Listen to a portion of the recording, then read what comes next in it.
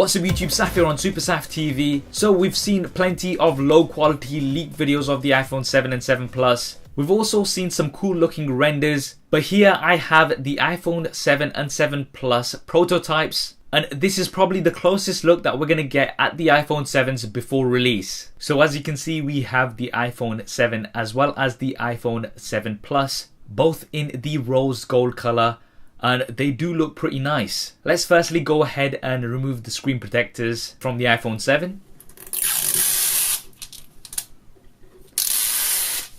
And then from the iPhone 7 Plus.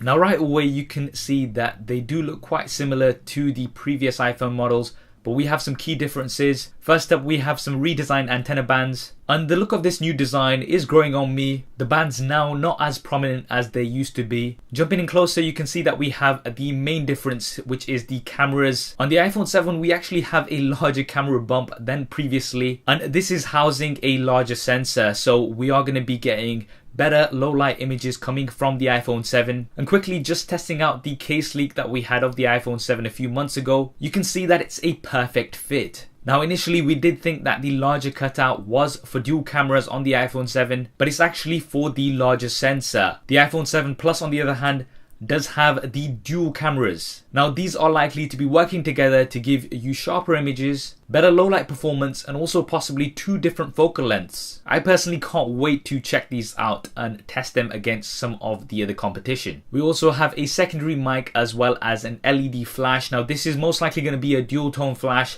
On these prototypes it looks like it's just a single. We then have the recognizable shiny Apple logos. On the bottom side of the back we have the iPhone logos as well as some information. These are most likely going to be a little bit different on the final release models. What's also interesting is that these prototypes do not have the 3-pin connectors that we've seen on certain leaks on the iPhone 7 Plus. And realistically speaking, it is looking like this year we are not going to see that 3-pin connector. This may be something that we see next year. Flipping over onto the front, you can see that they look very similar to what we've got with the iPhone 6 and 6S. 4.7 inches for the iPhone 7 and 5.5 inches for the iPhone 7 Plus. No change here really. Resolution is likely to remain the same, and we are also likely to have 3D touch as we've had before. Up top are your earpieces as well as the 5 megapixel front facing cameras, which are also going to be slightly improved, so giving better low light performance. Now on the bottom side of the front we have the Touch ID sensors.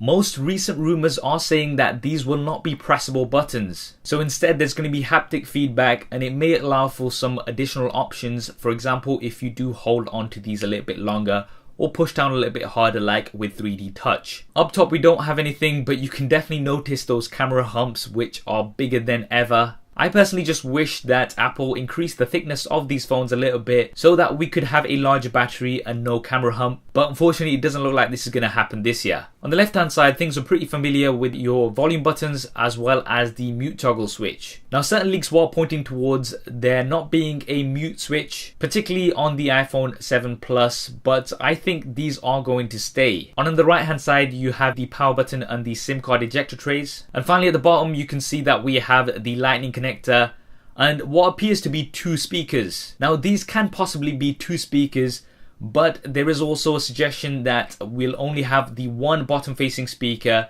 and the other grills are for the microphone. Now the key thing here is that there is no headphone jack, and this is all but confirmed, so you're either going to have to use Bluetooth headphones with a lightning connector, or use a lightning connector to 3.5mm headphone jack converter. Whether this will be included in the box or not, that we'll have to wait and see for. So there we have it, an unboxing and a very close look at the iPhone 7 and iPhone 7 Plus prototypes. Now this is probably the closest look that we're going to be getting at the new iPhone 7s before the launch next month, and that's likely to be on the 7th of September, with the release following in the coming weeks. What do you think of the iPhone 7 and 7 Plus? Do drop me a comment below and let me know your thoughts. I hope you enjoyed this video and found it useful. If you did, then please do hit that thumbs up button for me. It really does help me out. And if you haven't already, then be sure to subscribe.